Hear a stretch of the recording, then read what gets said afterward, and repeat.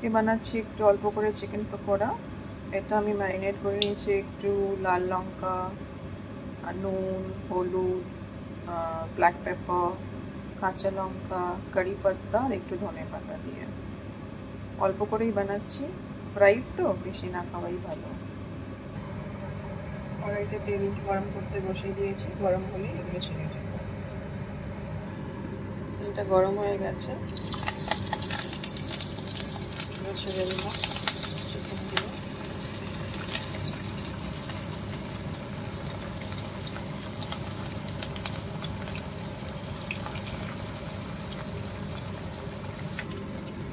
উল্টে দিচ্ছি।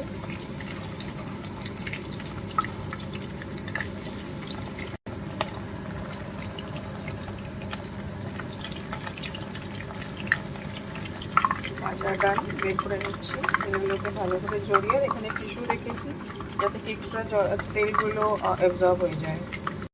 মাছগুলো ছেড়ে দিলাম।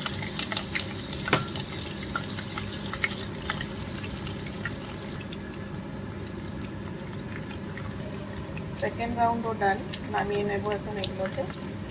বাস, পকোড়া রেডি, চিকেন পকোড়া গরম গরম।